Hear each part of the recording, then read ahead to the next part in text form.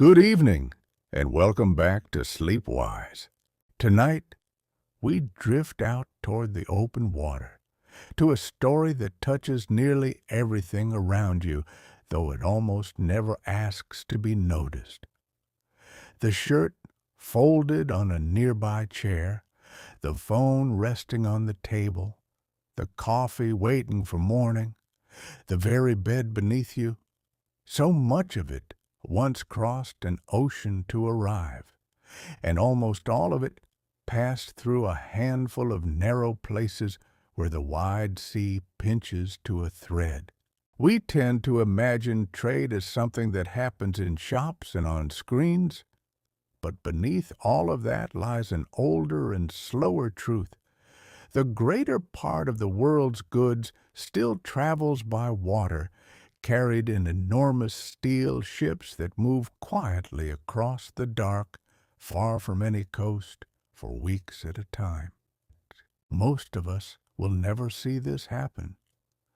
The great ships keep to the deep water, far from beaches and harbor walls, following routes drawn up long before we were born.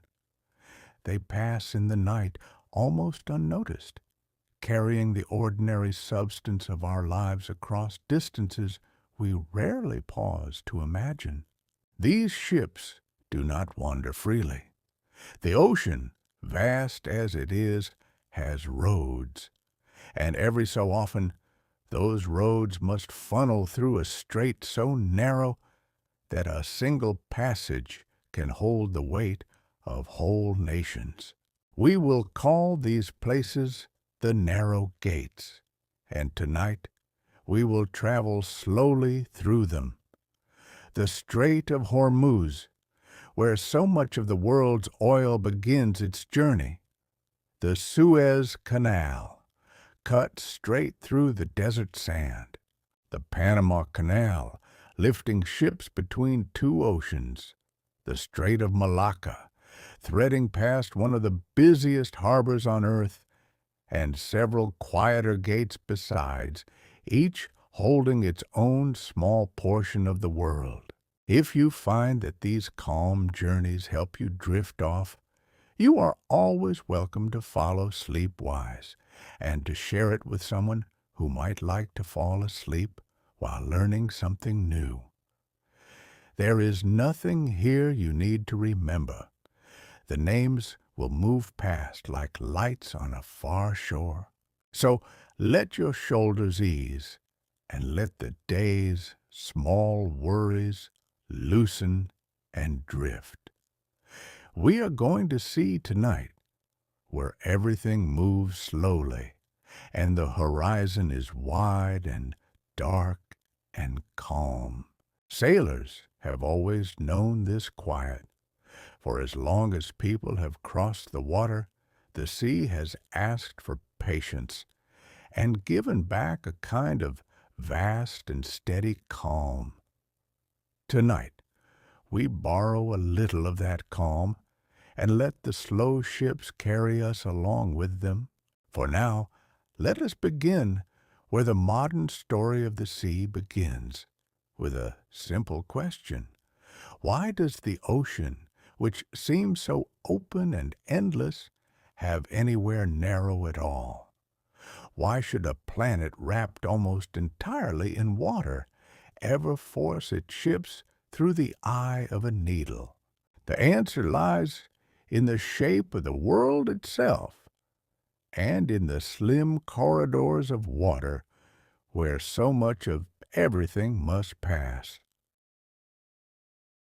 To understand the narrow gates, it helps to picture the world from far above, the way the moon might see it. From there, the oceans are not truly separate. They are one connected body of water, wrapping the planet in a single, restless blue.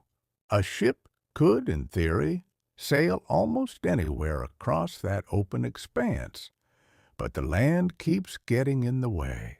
The continents are not scattered evenly across the globe. They gather and stretch and reach toward one another, leaving only slim corridors of water between them. And the deep, open ocean, for all its size, is very often the long way around. A clever route can save weeks of sailing, and weeks of sailing cost a great deal. And so, over centuries, the ships of the world wore certain paths into the sea. Not paths you could see, but paths all the same, traced by habit and the arithmetic of fuel and time. The great routes of trade settled into place, and at certain points the water drew almost shut. A choke point is simply one of these slim corridors. It is a place where geography narrows the sea and where ships must pass close together because there is no other reasonable route.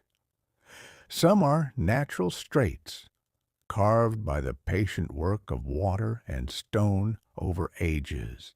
Others are canals, cut by human hands where nature left no opening at all. What makes them matter is not their width, but what flows through them. A single narrow channel might carry a fifth of the world's oil, or a great share of all the goods that move by sea. The water itself looks ordinary. A traveler standing on the shore might see only a calm gray strait and a few distant hulls.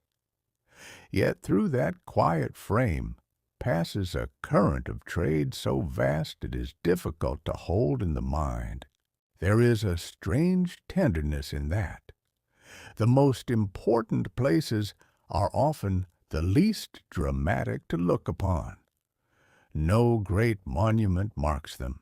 You could stand on a headland above such a place and watch for an hour, and see nothing that seemed to matter. A few distant ships, the same gray water lifting and falling, the cry of a single bird. And yet, you would be looking at one of the load-bearing joints of the entire modern world. The ships do not hurry. They simply arrive, wait their turn, and slip through one after another as patiently as breath.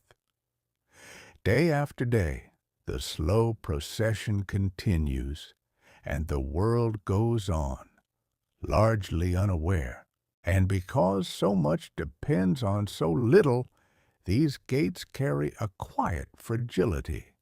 A storm, a grounded vessel, a single moment of trouble in one narrow place, and the effects can ripple outward for thousands of miles.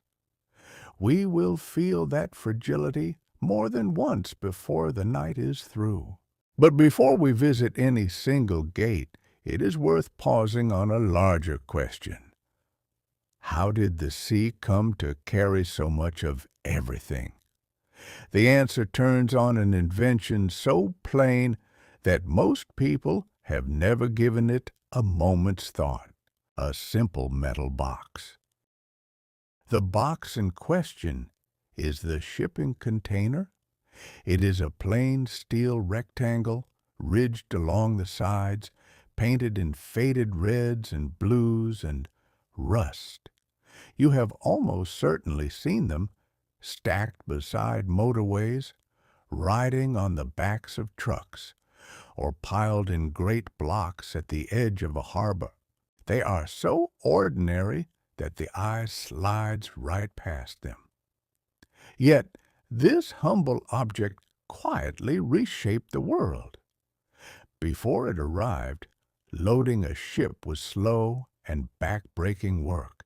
Goods came in barrels, sacks, crates, and loose bundles, and each had to be carried aboard and arranged by hand. A vessel might sit in port for a week or more while dock workers wrestled its cargo into the hold. The sea was vast, but moving things across its edges was painfully slow. The idea that changed this was almost absurdly simple. What if goods were packed into standard boxes on land, sealed, and lifted aboard whole. What if the same box could move from truck to ship to train without ever being opened along the way? It took time for the world to agree on the shape of the box. It took longer still to build the cranes and ports and ships to match. But once it did, something remarkable happened. The cost of carrying goods across the ocean fell so far that distance almost stopped mattering. A factory on one side of the world could now serve a shop on the other, cheaply enough that few would think twice. Trade that once seemed impossible became ordinary, almost invisible. It is strange to think that something so dull could matter so much. The container has no beauty, no story we tell our children, no place in any song. Yet it may have shaped the modern world as surely as any treaty or grand invention, simply by making the distant near. This is why the sea carries so much today. Not because ships are new, but because the box made them efficient beyond anything the old world had imagined. The largest container vessels now stretch longer than the tallest towers would, if those towers were laid down upon their sides. They carry many thousands of boxes in vast steel terraces, gliding across the water, with only a small crew aboard. A few dozen people awake in shifts through the long nights, guiding a floating warehouse the size of a small town.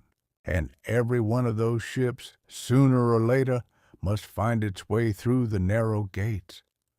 The larger the vessels grew and the more the world leaned upon them, the more those slim corridors came to matter.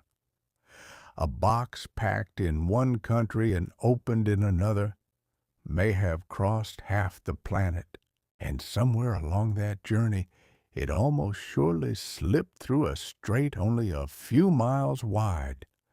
So now we are ready to visit the gates themselves, one at a time. We begin in the warm waters of the Persian Gulf, at a strait whose name carries the quiet weight of the modern world. The Strait of Hormuz lies at the mouth of the Persian Gulf, a warm and shallow sea reaching deep into the heart of the Middle East. On a map, the Gulf looks almost like a long room with only one door. That door is Hormuz. The strait itself bends between the southern coast of Iran and the tip of the Arabian Peninsula, where the country of Oman keeps a small foothold of land. At its tightest, the shipping channel for great vessels is only a couple of miles wide in each direction. Tankers traveling in must pass close to those traveling out, threading carefully through lanes agreed upon for safety. Part of that channel runs through the waters of Oman, and part through the waters of Iran, for the strait is too slender for the ships to keep apart. There is a quiet choreography to it all. Vessels hold to their lanes, pilots watch their instruments, and the great tankers glide past one another with only a careful margin of dark water between. What makes Hormuz extraordinary is what lies behind it. The lands around the Persian Gulf hold some of the richest reserves of oil and natural gas on earth. The countries along its shores send much of that energy out to the wider world by sea. Among them are Saudi Arabia, Iran, Iraq, Kuwait, Qatar, and the United Arab Emirates. To reach the open ocean, nearly every tanker leaving those shores must pass through the single gate of Hormuz. There is no easy way around. The scale of it is difficult to hold in the mind. A large share of all the oil traded across the world's oceans flows through this one narrow channel. Day and night, enormous tankers move through it in a slow and steady file, each riding low and heavy in the water. To picture it, imagine standing on the shore at dusk and counting the lights. One tanker, then another, each holding more oil than a city might burn in a day, still coming through the patient night. There is something quietly humbling in this. So much of the energy that lights homes, moves cars, and warms winters far away begins its journey here, in a strait most people could not find on a map. The morning drive on a distant continent, the hum of a heater on a cold night, the planes crossing unseen overhead, a thread of all of it runs back to these warm and crowded waters. And yet, on an ordinary day, Hormuz is simply a working seaway. The tankers move slowly. Fishing boats cross between the larger ships, and the coastline shimmers in the heat. The great machinery of the world turns here without fanfare, much as it does at every gate.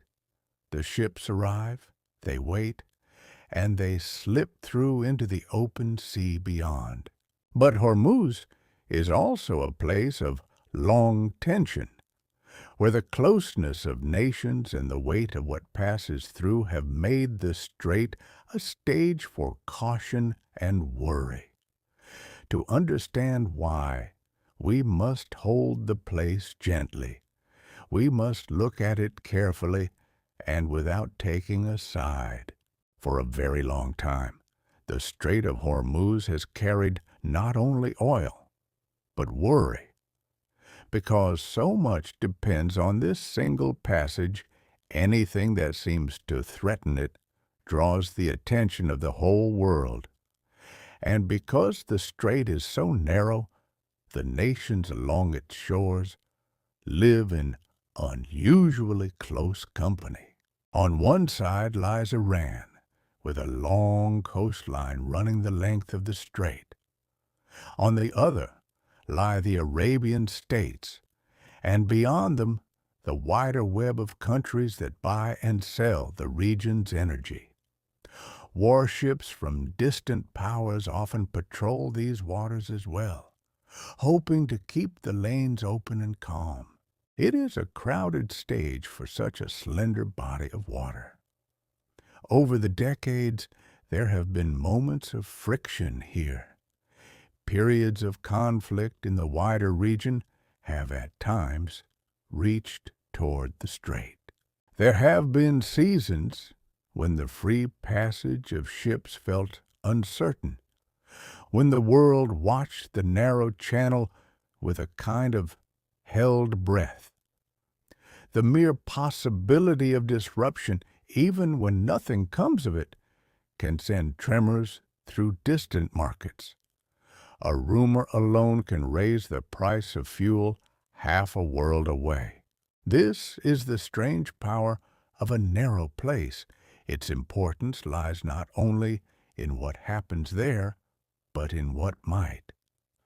The world quietly prepares for trouble that rarely comes, and in preparing, it reveals just how much it leans upon this thin ribbon of sea. It would be easy to tell this story as a simple tale of villains and heroes. But the truth is quieter and far more tangled than that.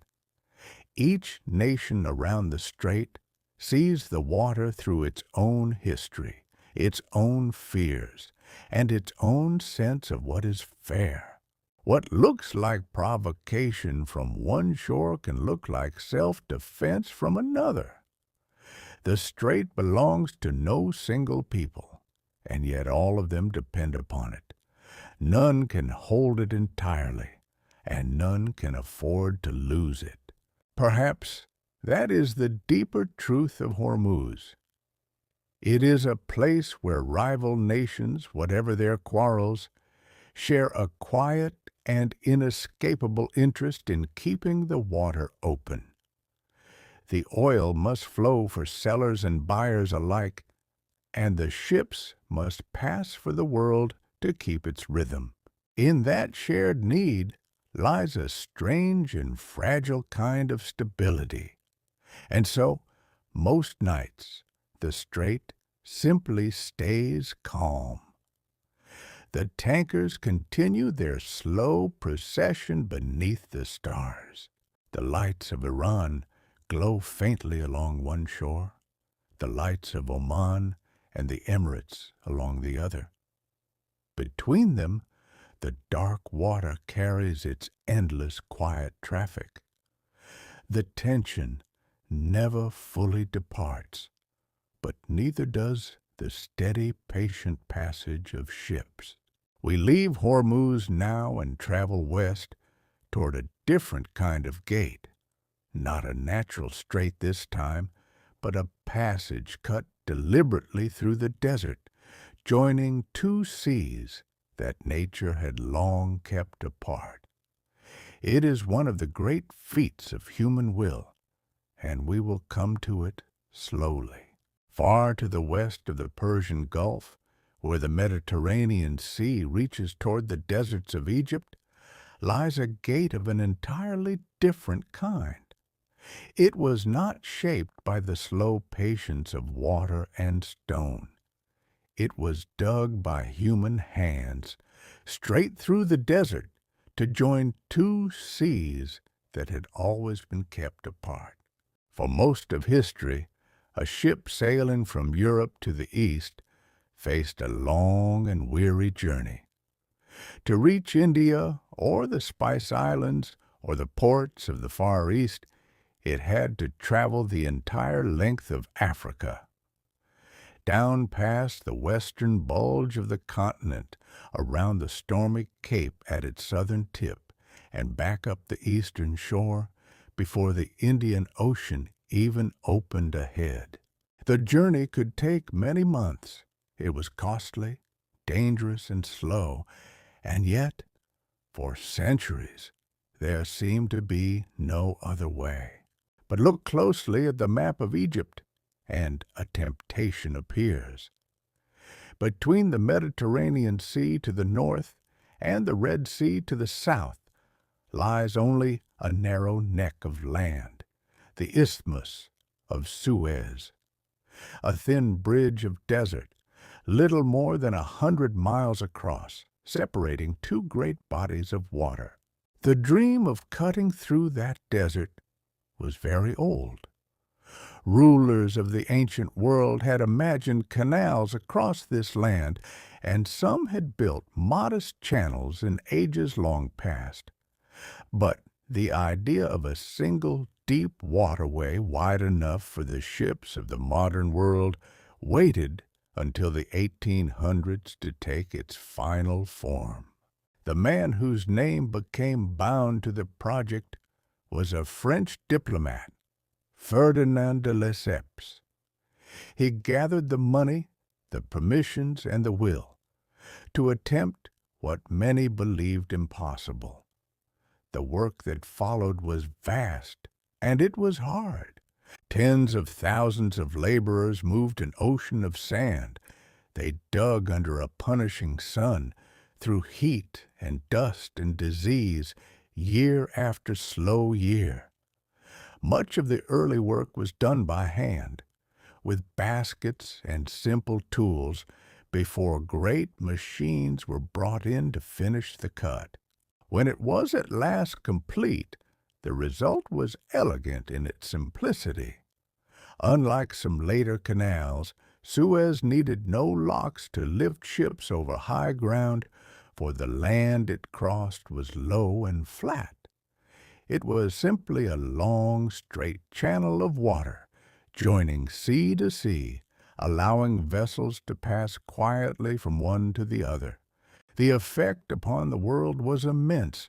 The long voyage around Africa could now be skipped entirely. A journey that had taken months was shortened by thousands of miles, and the east and west were suddenly drawn closer than ever before. For a moment, it must have seemed that distance itself had been defeated. The desert had been opened, and the world had grown a little smaller. But a passage so valuable could not remain a simple convenience for long. Whoever controlled this narrow channel held a hand upon the throat of global trade. And in time, that power would draw the canal into struggle, ambition, and a crisis that would help reshape the modern world. For many years after it opened, the Suez Canal was not truly controlled by Egypt, the land through which it ran. Instead, it was owned and operated largely by foreign interests, chiefly British and French, who held the shares and drew the profits. Egypt had provided the ground and the labor, yet the canal that crossed its soil belonged in practice to others. This was the age of empire, when a handful of European powers governed vast stretches of the world. To them, the canal was a vital artery, a lifeline to colonies and trade far to the east. Control of Suez meant control of a route on which their power and wealth depended. But the world was changing. Across the middle of the 20th century, peoples long ruled from distant capitals began to claim their own futures. In Egypt, a wave of national feeling rose, and with it a determination that the canal cutting through Egyptian land should belong to Egypt. In the year 1956, the Egyptian leader Gamal Abdel Nasser announced that the canal would be nationalized, taken into the hands of the Egyptian state. To many Egyptians, and to many across the wider region, this was an act of dignity and independence, the reclaiming of something they felt was rightfully theirs. To Britain and France, it appeared as something else entirely. They saw a vital waterway seized, their access threatened, their influence slipping away. Together with Israel, which had its own concerns in the region, they responded with military force, sending troops toward the canal zone. The fighting did not last long, but its consequences ran deep. The wider world, including both the United States and the Soviet Union, pressed hard for the forces to withdraw. Under that pressure, the invading powers pulled back, and the canal remained in Egyptian hands. It was a strange kind of ending. The military action had largely succeeded on the ground, yet failed completely in its purpose. It would be tempting to cast this story as a simple struggle of right against wrong, but history rarely sorts itself so neatly. Each side acted from its own sense of interest, fear, and pride, and each carried its own long memory of grievance and ambition. What is clear is the meaning the moment came to hold. For Egypt, it became a symbol of sovereignty regained. For the old empires, it became a quiet signal that an age was ending, that the world they had ruled was slipping out of their grasp. The canal itself endured through all of it. The water still flowed between the seas. The ships still passed, as they always had, indifferent to the flags that claimed them. And in the calmer decades that followed, Suez settled back into its quiet work, carrying the trade of a changed world. Yet the sea, as we will see, has other ways of reminding us how fragile even the steadiest passage can be. The Suez Canal had carried the ships of the world for generations, quietly and without much drama. But the larger those ships grew, the less room there was to spare. A channel that had once seemed generously wide began, by modern standards, to feel narrow indeed. Not long ago, the world was reminded of this in a single, almost gentle accident. A container ship called the Ever Given, one of the largest vessels afloat, was making its way through the canal. It was a giant of a thing, longer than the tallest towers are high, stacked with thousands of containers and great colored walls.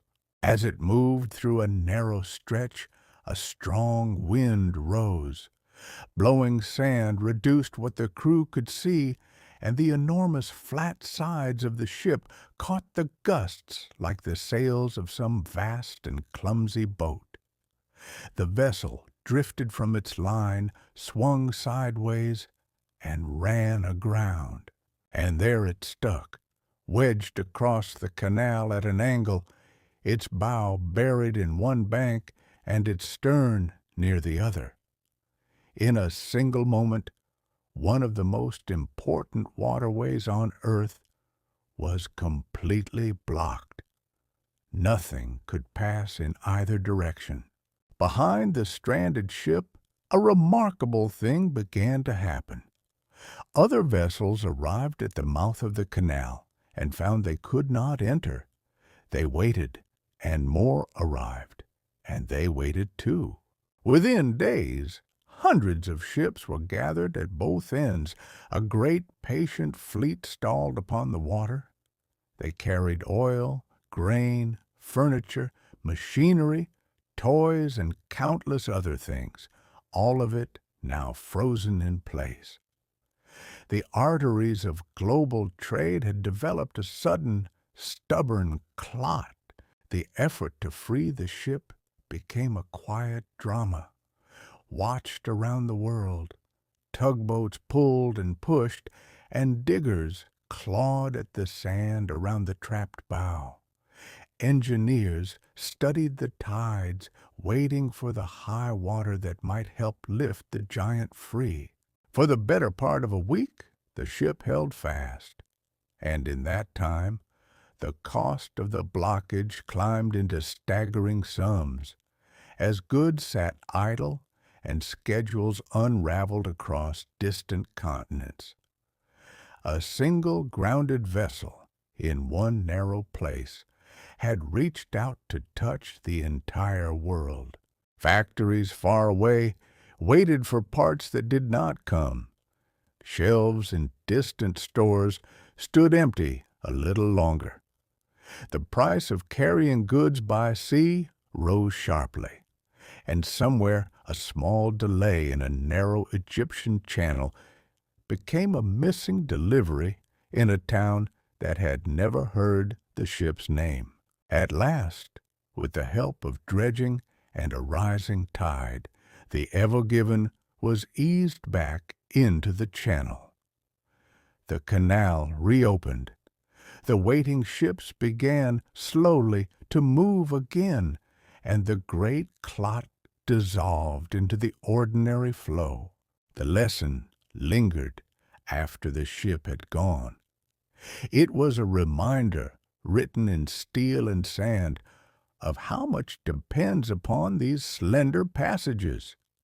And it carries us toward another gate nearby, where the dangers have come not from wind and sand, but from the troubles of the human world. If the Suez Canal is a gate at the top of the Red Sea, then far to the south lies the gate at its other end.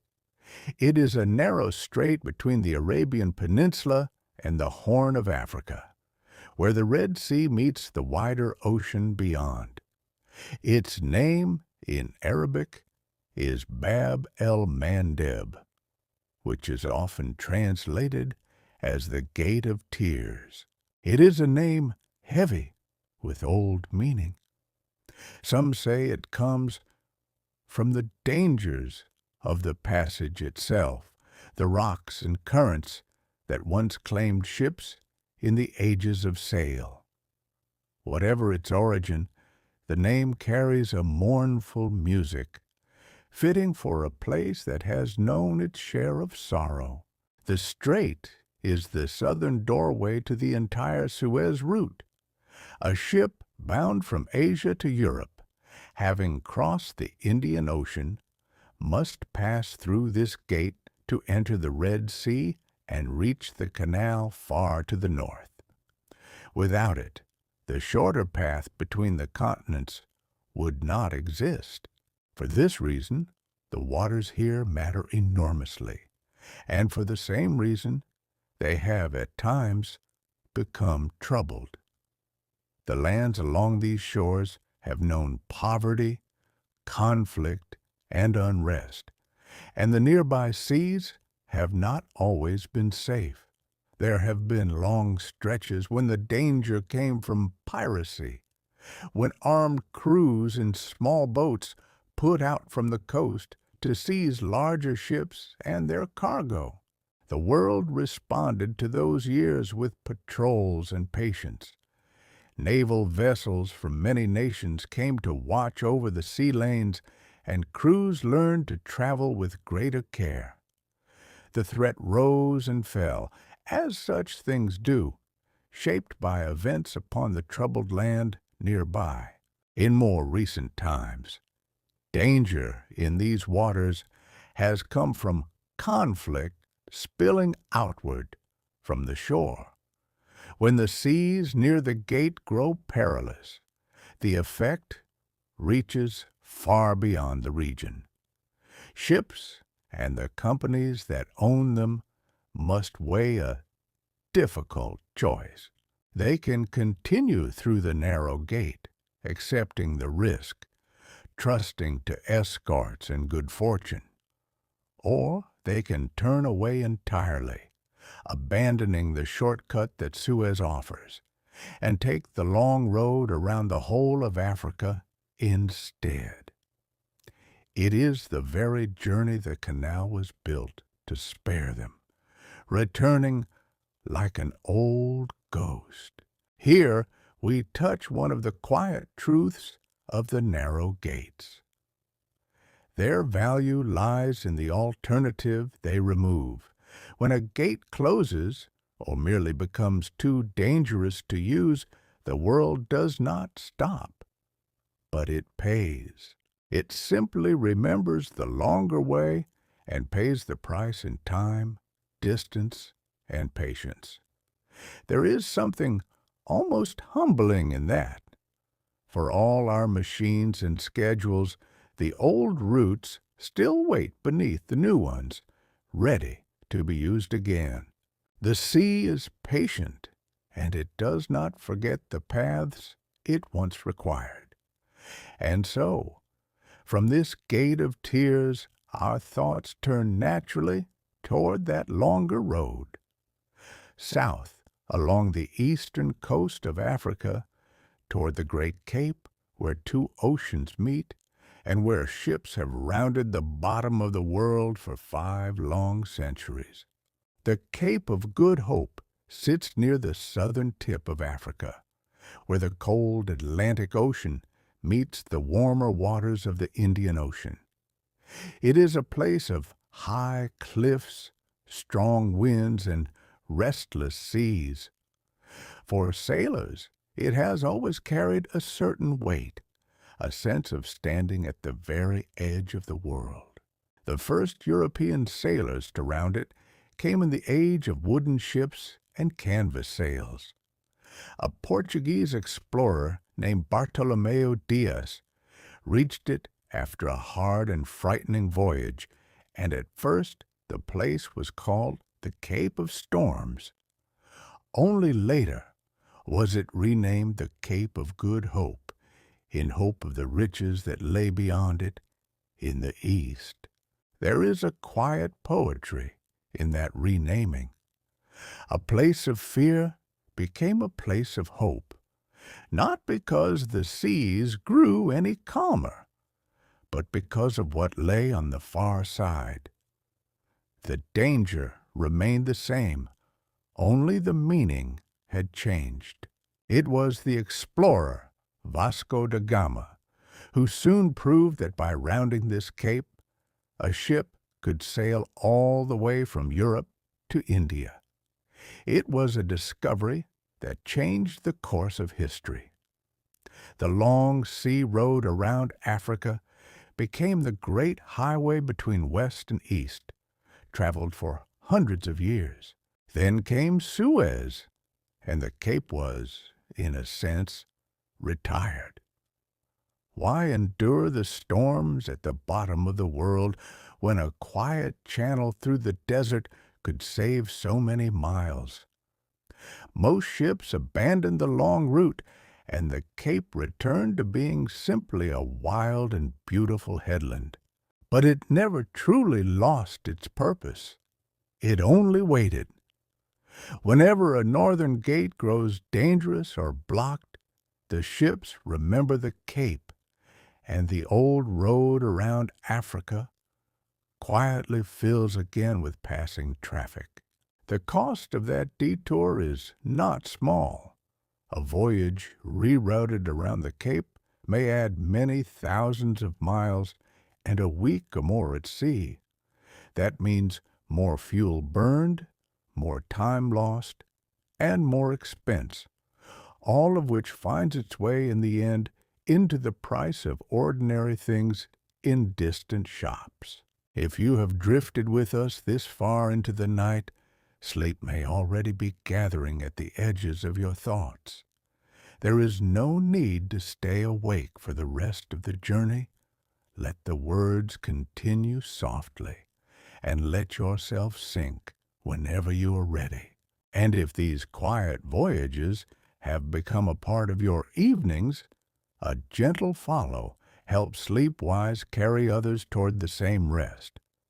But that is a small thing, and it can wait. For now, the sea is calling us onward. There is something fitting in the way the Cape endures. It is a reminder that the newest and cleverest routes are never quite the whole story. Beneath them lie the older paths, slower and harder, still ready to carry the world when the shortcuts fail. So we leave the storms of the Southern Ocean behind us and turn our thoughts to the far side of the world, to another canal, cut through another narrow neck of land, a place where ships are lifted between two oceans by water and stone. Now we cross to the far side of the world, to a slender bridge of land joining the two great halves of the Americas. Here, North and South America are stitched together by a narrow country called Panama, and on either side of it lie two enormous oceans, the Atlantic and the Pacific, kept apart by only a thin ribbon of land. Before there was any canal, a ship wishing to pass from one ocean to the other faced a journey almost beyond imagining. It had to sail all the way down the length of South America, around the wild and frozen waters at the very bottom of the continent, and back up the other side. The seas down there near Cape Horn are among the most dangerous in the world. For a vessel leaving the eastern coast of the Americas bound for the western coast, this meant a voyage of many thousands of extra miles. Ships were lost there, and time and cargo with them. So the same temptation that had haunted Egypt appeared again here. If only the narrow neck of land could be cut, the two oceans might be joined, and the terrible southern voyage spared. But Panama posed a problem that Suez never had. The land here was not low and flat. It rose into hills, and through its heart ran high ground that no simple sea-level ditch could easily conquer. A canal across Panama could not be a quiet channel like Suez. It would have to lift ships up over the land and then set them gently down again on the other side. The solution was one of the great wonders of engineering. Rather than fight the high ground, the builders made peace with it. They dammed a river to create a vast lake high above the level of the sea, sitting in the middle of the country like a great still heart. Ships then would not cut straight through. Instead, they would climb. Great chambers called locks would raise each vessel, step by step, up to the level of the lake, carry it across, and then lower it down again toward the far ocean. The locks work by a principle as old and gentle as water itself.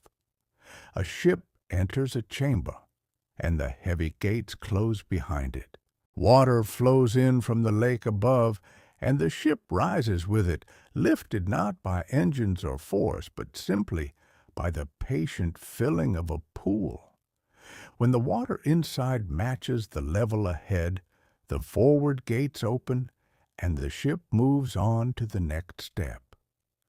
Chamber by chamber it ascends, crosses the high lake in the middle, and then descends the other side in the same way until it meets the waiting sea.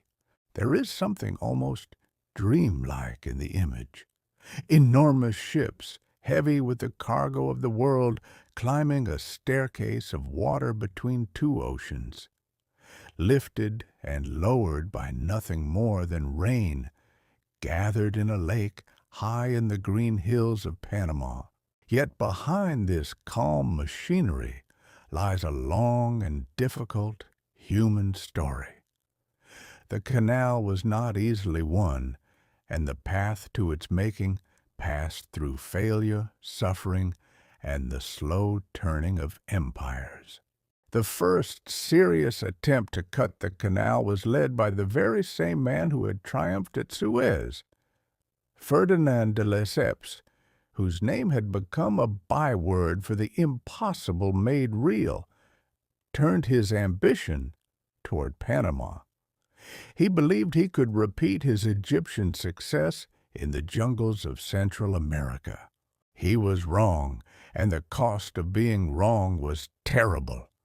What had worked in the flat Egyptian desert failed utterly in the wet and mountainous tropics.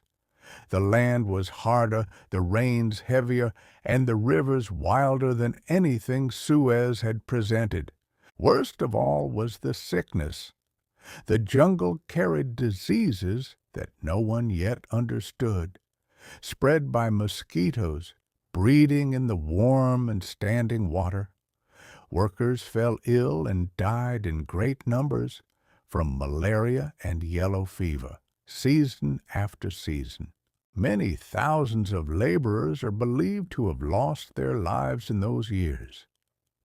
The French effort, drowning in debt and grief, eventually collapsed. The dream of the canal lay abandoned in the mud, a monument to ambition outrunning knowledge. Years later, the United States took up the task. By then, the cause of those tropical diseases had begun to be understood, and great efforts were made to drain the standing water and drive back the mosquitoes. With that hidden enemy weakened, the work could at last go forward. But the American path to the canal was tangled with politics as much as engineering. The land then belonged to Colombia, which was reluctant to grant the terms the United States desired. When a movement for Panamanian independence arose, the United States lent its support, and a new nation was born, quickly willing to grant the rights that Colombia had refused. This is a part of the story that different people remember very differently. To some, it was the clearing of an obstacle in the path of a great and necessary work. To others, it was a smaller nation's fate, shaped by the interests of a larger one. Both views hold some truth, and the canal carried the mark of both. For most of the 20th century, the waterway was controlled by the United States, a strip of foreign authority running through the heart of another land. At the close of the century, it was handed over to Panama at last, to be owned and run by the country through which it flows. Yet the canal faces a challenge now that no treaty can resolve. Every ship that climbs its locks is lifted by fresh water drawn from the lake above, and that water comes, in the end, from the rain. In years when the rains fail and the lake runs low, the canal must allow fewer ships to pass. It is a strange vulnerability for so mighty a structure. The canal that joins two oceans depends quietly upon the falling of the rain, and in that dependence lies a reminder that even our grandest works remain bound to the patient moods of the sky. Far across the Pacific and into the warm seas of Southeast Asia lies perhaps the busiest gate of them all. It is the Strait of Malacca, a long and narrow channel running between the Malay Peninsula and the great Indonesian island of Sumatra. Through it flows much of the trade between the Indian Ocean and the bustling economies of East Asia. To understand its importance, picture the shape of the world's commerce. The oil of the Middle East and the goods of Europe, much of it bound for China, Japan, Korea, and their neighbors, must find a way past the long barrier of islands that guards Southeast Asia. The Strait of Malacca is the shortest and most natural door. The numbers that pass through are staggering. A great share of all the world's seaborne trade threads through this single channel, along with much of the oil that fuels the largest economies of Asia.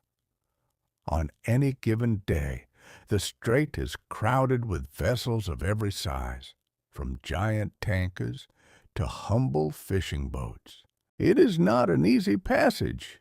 In places, the strait grows narrow, and in places it grows shallow, with shifting sandbanks that demand careful navigation.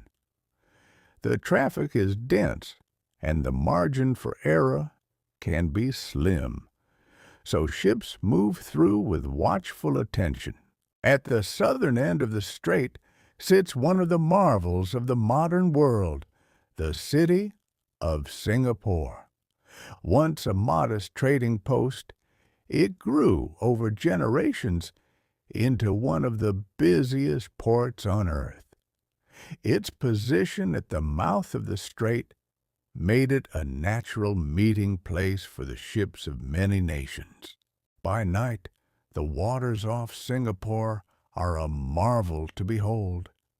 Hundreds of ships lie at anchor, their lights scattered across the dark like a second city floating upon the sea. They wait their turn to enter port, to take on fuel, or simply to pass through toward distant harbors. But the Strait of Malacca has a darker history as well. For as long as ships have carried wealth through these waters, others have sought to take it.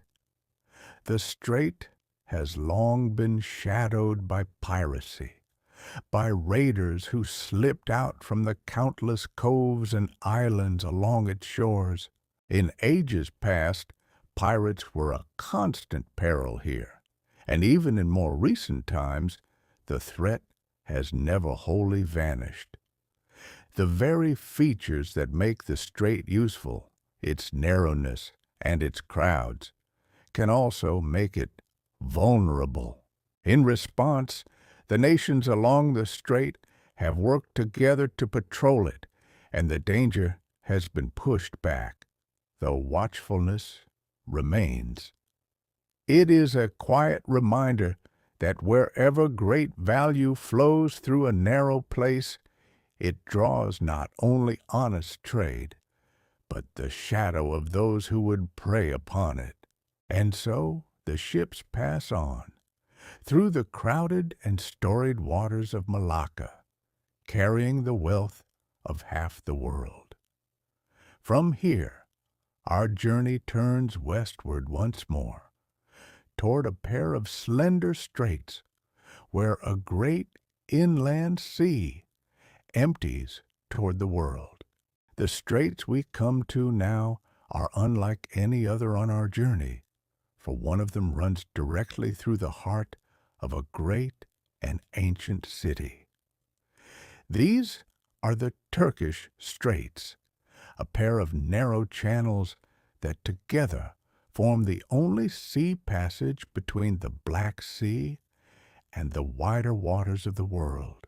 To picture them, imagine a large inland sea, the Black Sea, nearly enclosed by land. It is ringed by many countries, and for all of them, it is a kind of vast and beautiful trap. There is only one way for a ship to sail out of it and reach the open ocean, and that way runs through Turkey. The first of the two channels is the Bosphorus, a slender, winding strait that separates the continents of Europe and Asia. Along both of its banks rises the city of Istanbul, one of the oldest and greatest cities in the world. Here, a person standing in Europe can look across the water and see Asia on the far shore. It is a remarkable sight. Through the middle of a teeming city of millions, enormous ships glide silently past mosques and palaces and crowded streets. The Bosphorus is at once an ordinary city waterway and one of the most vital channels on the planet. The second channel lies further south, the Dardanelles, a longer and equally narrow strait. Between the two sights a small inland sea, the Sea of Marmara, like a quiet room between two doorways. A ship leaving the Black Sea must pass first through the Bosphorus, then across the Marmara, and finally through the Dardanelles to reach the Mediterranean beyond. For the countries around the Black Sea, these straits are everything. They are the single thread that connects their harbors to the markets of the world.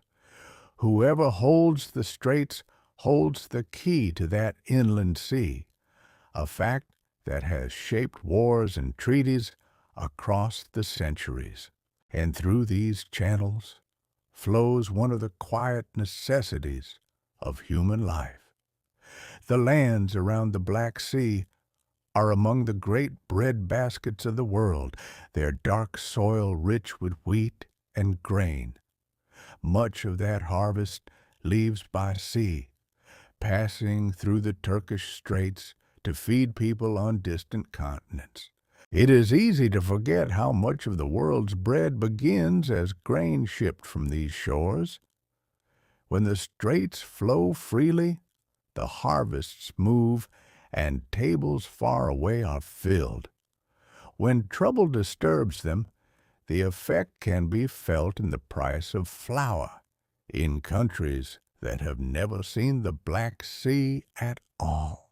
There is something humbling in that thought. The simple loaf, the daily bread, bound by an invisible thread to a winding strait beneath the minarets of Istanbul, a channel narrow enough to swim across, yet wide enough in importance to help feed the world. So the grain ships pass, slow and heavy, between the two continents and out toward the hungry world beyond. And from this crossroads of Europe and Asia, we follow the water west, toward the gate where the Mediterranean itself meets the open ocean. We arrive now at the western mouth of the Mediterranean, at a gate the ancient world believed to mark the very edge of creation. It is the Strait of Gibraltar, a narrow channel between the southern tip of Spain and the northern coast of Morocco, where Europe and Africa reach toward one another across the water. Here, the enclosed Mediterranean Sea finally meets the vast Atlantic Ocean. The strait is surprisingly narrow.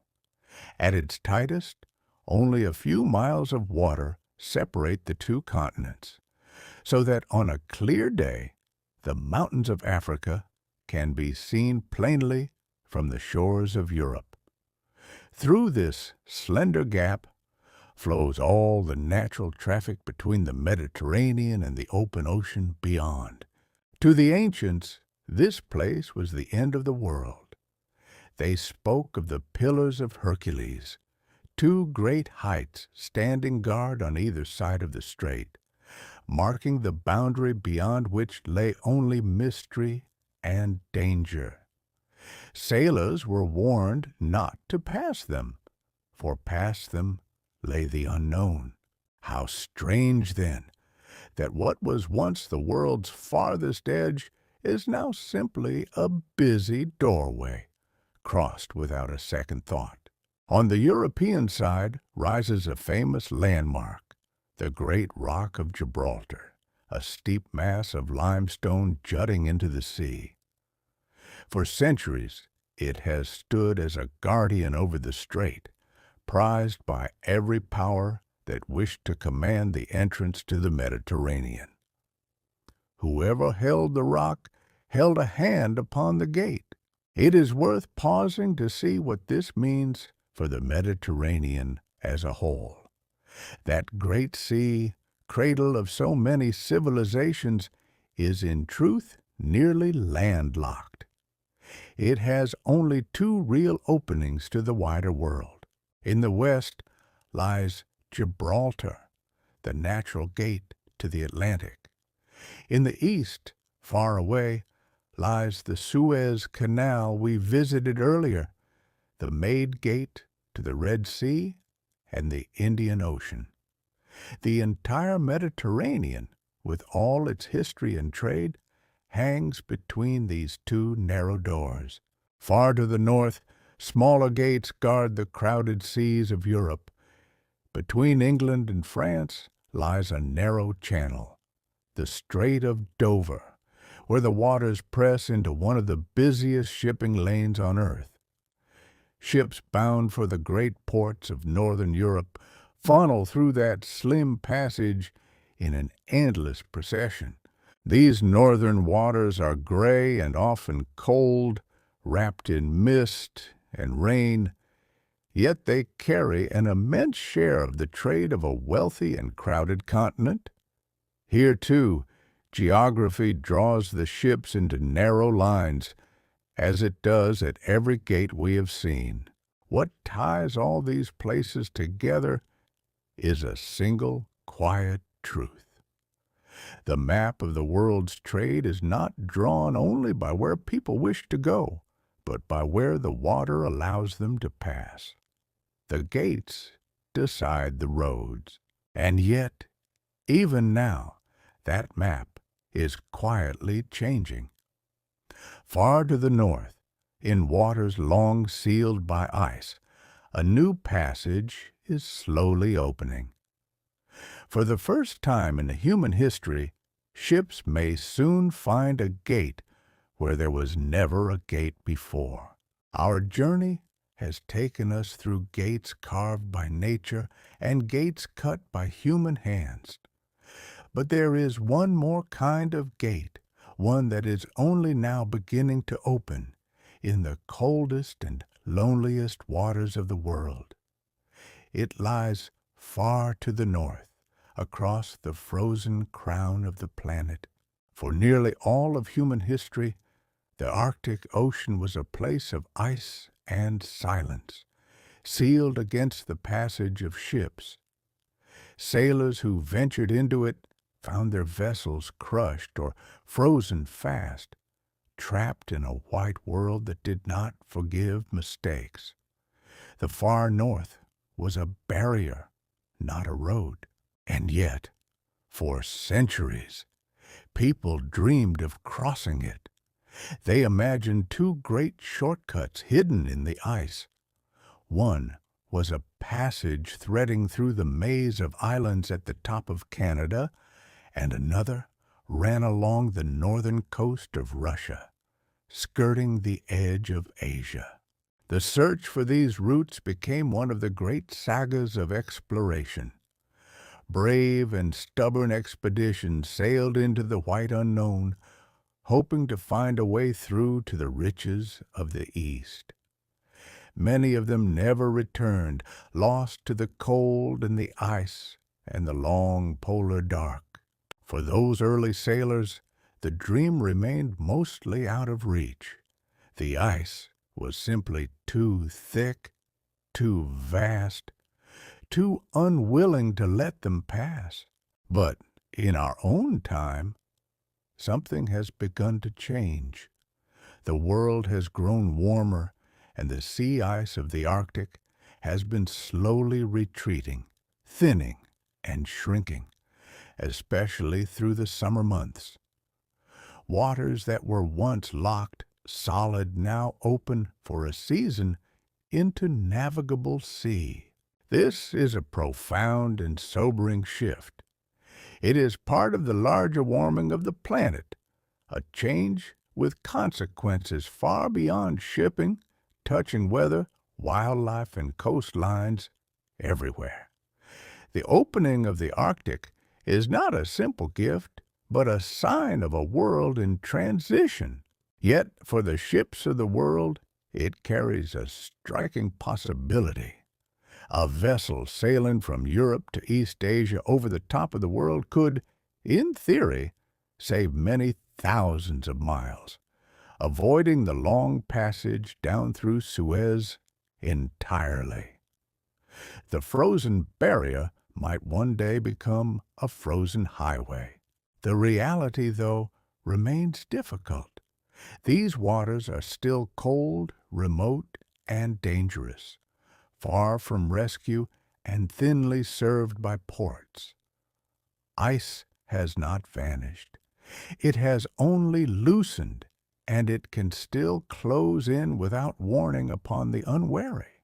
There are deeper questions, too, about who will control these new passages and what their opening will mean for the fragile North. For now, the Arctic gate stands only half open, uncertain, and watched closely by many eyes.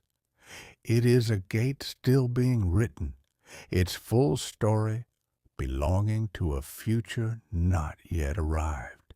And so we are reminded that the map of the gates is never truly finished. Even as we trace it tonight, the world is quietly redrawing its lines, in ice and water, at the cold edge of everything.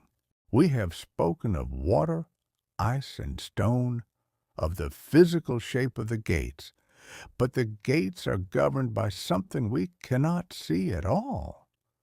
Around every ship and every cargo runs an invisible web of trust, timing, and promise.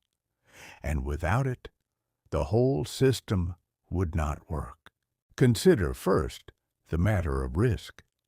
Every voyage is a gamble against the sea, against storm and accident, and the troubles of distant shores.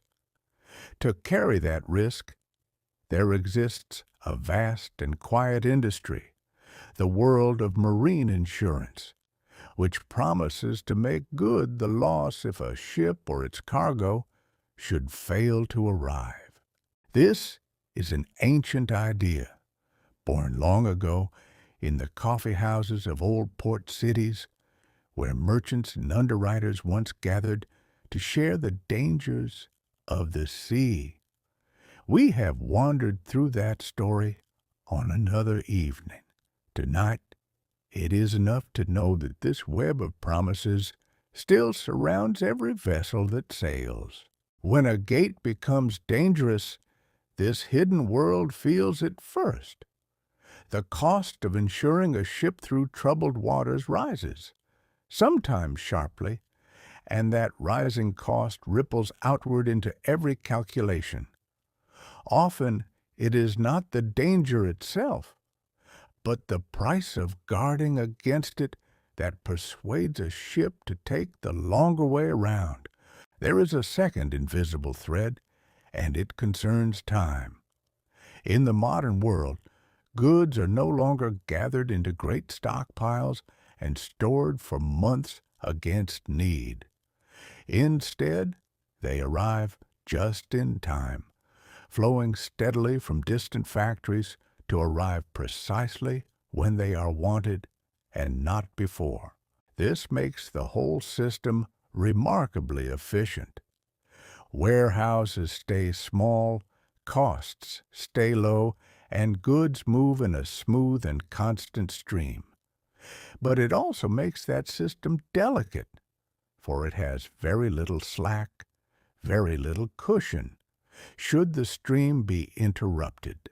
And so, a delay in one narrow place can travel a very long way. When a gate is blocked or a route grows too dangerous, ships are slowed or sent the long way around. The steady stream falters, and far away, the effects begin to show. A factory waits for a part that has not come and must pause its work. A shop finds its shelves a little emptier than before. A price rises here, an order is canceled there, and the trouble spreads outward in widening rings from a single point upon the sea. It is a strange thing to consider, lying here in the quiet, that the calm arrival of ordinary objects in our lives depends upon a system so vast and so finely balanced. Perhaps that is one of the deepest lessons of the narrow gates. They remind us how connected the world has quietly become, and how much of that connection rests on patience, trust, and the steady turning of unseen wheels. But behind all the systems and the cargo and the insurance, there is something more human still. For every one of these great ships is carried in the end by people. For all the talk of trade and tonnage, of gates and cargo and insurance, a ship is finally a human place. Each of these enormous vessels, longer than a city street and stacked high with the world's goods, is guided by a small handful of people. A crew of perhaps 20 or 25 souls, alone upon the vast and rolling sea. They come from every corner of the world. Many hail from the islands of the Philippines, or from India, or from the countries of Eastern Europe, drawn to the sea by the chance of work and the wages it sends home. On a single ship, several languages and many distant homes may be gathered together. Theirs is a life apart from the one most of us know. They sign on for long voyages, often many months at a stretch, living and working aboard the same steel vessel the entire time. The ship becomes their workplace, their home, and their whole small world all at once. The days follow the rhythm of the watch. Through every hour around the clock, someone must be awake and alert, guiding the ship across the dark water. While families sleep on distant shores, a sailor stands on a dim bridge, watching the instruments and the horizon, keeping the great vessel on its course. The work can be hard and lonely. The sea is beautiful, but it is also monotonous. The same horizon day after day, the same faces, the same long passages between ports. Modern ships move so swiftly through their schedules that time in harbor is brief, and a sailor may glimpse a foreign city for only a few short hours before sailing again. It is in the narrow gates that their skill is most tested. Threading a vast ship through a crowded strait or easing it into the chambers of a canal lock demands patience, care, and a steady hand. The quiet competence of these crews is what keeps the world's goods moving safely through the slender passages we have traced. And yet, they remain almost invisible to the rest of us. We unpack our parcels and fill our cupboards without a thought for the hands that carried them across the oceans. The seafarer is a kind of quiet ghost in the story of modern life, everywhere present in its results, and almost nowhere seen. There is a gentle dignity in their endurance. It is not a life of triumph or fame, nor often of disaster, but of steady, patient labor far from home. They carry the world upon the water, asking little and going largely unremarked. So, the next time some small object arrives from a distant land, it is worth a quiet thought for them.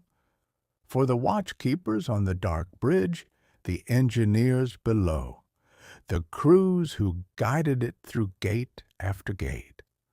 They were there, in the long nights, while the rest of the world slept. These are the people of the gates, and the gates they pass through are not only paths of trade but places of quiet power, where the fate of nations can rest upon a few miles of water. From the very beginning, those who understood the gates understood power. To control a narrow passage is to hold a kind of quiet authority over everyone who must pass through it. This simple truth has shaped the ambitions of rulers and empires for as long as ships have sailed. Throughout history, the great straits and canals have been prizes worth fighting for. Navies were built and battles were fought to command them, for whoever held the gate could open it to friends and close it to rivals. A fleet stationed at a choke point could shape the fortunes of distant nations. This remains true in our own time, though often in quieter forms. The world's powerful navies still patrol the great passages, watching over the flow of trade and standing ready should it be threatened. Much of this happens far from public view, a steady vigilance over waters that most people never think about. For the nations that depend upon them, the gates can be a source of deep unease. To rely on a single, narrow channel for one's oil, or one's grain, or one's trade, is to accept a kind of vulnerability. Should that channel close even briefly, the consequences could be severe. And so countries work, in many ways, to ease that dependence. Some build pipelines across land to carry oil around a troublesome strait. Some keep reserves in store against a sudden interruption, and some seek out alternative routes for the goods they cannot do without. Yet, no nation can free itself entirely. The gates are too few and too perfectly placed for the world ever to do without them. It would be tempting to see all this as a simple contest, with clear rivals and clear stakes. But the picture is more tangled than that. The desire to keep trade flowing safely is shared by nearly everyone, sellers and buyers, rivals and allies alike. For the strange truth of the gates is that they bind even competitors together. A nation may distrust its neighbor, yet both may need the same strait to stay open. The ship that carries one country's goods may pass, an hour later, a ship carrying its rivals through the very same narrow water. In that shared dependence lies a quiet and unexpected force for restraint. To harm the gate is, very often, to harm oneself. The passage one might wish to close in anger is the same passage one relies upon in peace. Perhaps this is why, for all the tension that surrounds them, the great gates mostly stay open. Not out of trust exactly, nor out of friendship, but out of a deep and mutual need. The world has woven itself together so tightly that even its rivalries now depend upon a kind of cooperation, and in the end, that may be the gentlest lesson the gates have to teach, that beneath all our divisions runs a shared reliance on the same few slender threads of water. We are, whether we choose it or not, bound together by the narrow places of the world. And so our journey through the narrow gates draws gently to its close. We have traveled far tonight, across warm gulfs and frozen seas, through deserts cut by human hands and straits worn by the patience of ages.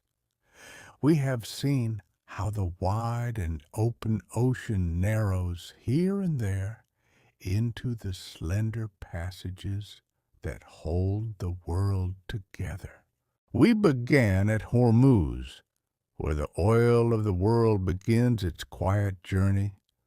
We passed through Suez, cut straight through the Egyptian sand, and by the sorrowful Gate of Tears to its south. We rounded the storms of the great African Cape, climbed the watery staircase of Panama, and threaded the crowded length of Malacca. We drifted past Istanbul, where ships glide between two continents beneath the minarets. We rested at Gibraltar, the ancient edge of the world, and gazed north toward the cold passages only now beginning to open. So many gates, each holding its own small portion of the whole, and we have seen what truly moves through them, not only oil and grain and goods, but the quiet labor of unseen crews, the invisible web of trust and timing, and the deep and shared dependence that binds even rivals to the same few threads of water. Now let all of that drift away. There is nothing left to learn tonight, nothing to hold on to, nothing to remember. The names and the numbers can dissolve like the wake behind a passing ship. Picture, instead, a single vessel, far out in the dark. It is moving slowly through a narrow strait, its lights glowing softly against the black water. A crescent moon hanging overhead. There is no hurry in it, only the steady, patient passage of a ship upon the sea. All around it, the world is sleeping. The ports are quiet, the harbor cranes are still, and the great cargo waits in its silent steel. And yet the ship moves on, as ships always have, carrying its quiet burden through the night, while the rest of us rest. There is no destination you must reach with it. You may simply watch it for a while in your mind and let it carry your thoughts out over the calm water. The gentle distance is enough. Somewhere a ship is passing through a gate right now as you lie here, a real vessel on real water slipping through one of the narrow places of the world while you grow heavy and warm and still. The sea does not sleep, but it does not hurry either. Let your breathing slow to the rhythm of that distant water. Let your thoughts grow as soft and dim as the lights of a ship far out on the dark horizon. There is nowhere you need to go, and nothing you need to carry now. The gates will keep their patient watch without you.